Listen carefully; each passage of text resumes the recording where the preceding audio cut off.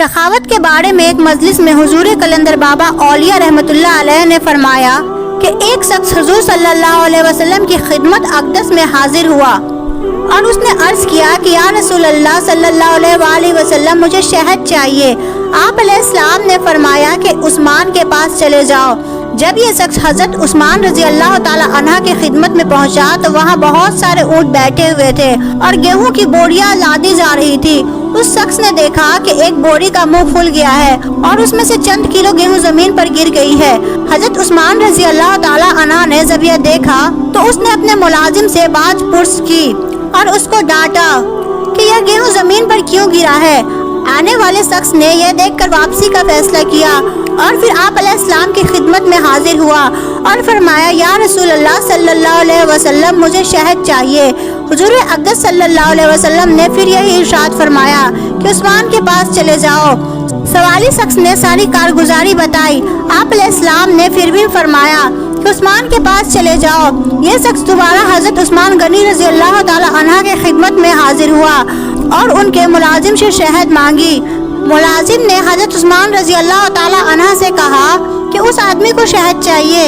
हजरत उस्मान गनी रजी अल्लाह ताला अन्हा ने फरमाया कि उसे शहद दे दो। मुलाजिम ने बर्तन मांगा। उस आने वाले शख्स ने कहा कि मेरे पास बर्तन नहीं है। मुलाजिम ने फिर हजरत उस्मान गनी रजी अल्लाह ताला अन्हा से अर्ज किया कि हुजूर, उसके पास तो शहद लेने के लिए कोई बर्तन नहीं है। हजरत उस्मान ने फरमाया कि शहद का कप्पा उठा दो। आने वाले शख्स ने कहा कि मैं कमजोर हूँ, इतना ज्यादा वजन तो उठा नहीं सकता।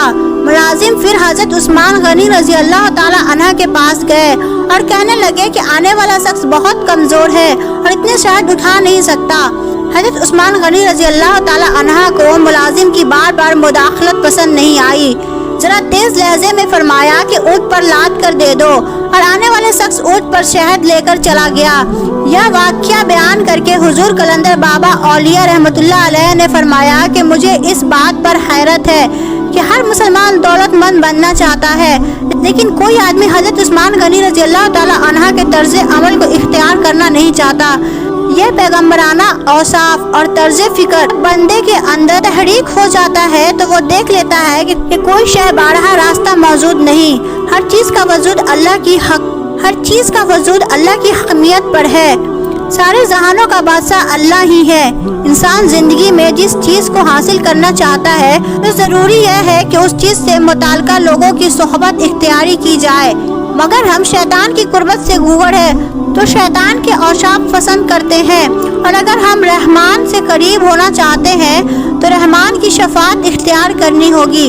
अगर आप भी अल्लाह ताला की कुर्बत इख्तियार करके कायनात में मुमताज़ होना चाहते हैं तो अल्लाह की मखलूक की खिदमत कीजिए। बिलाशुबा मोहब्बत रखने वाले लोग अल्लाह के दोस्त होते हैं और दोस्त पर दोस्त हमेशा नवाजिश होती है। अल्लाह ताला आपको और मुझे सखावत की सिफाअत अता फरमाए। आमीन।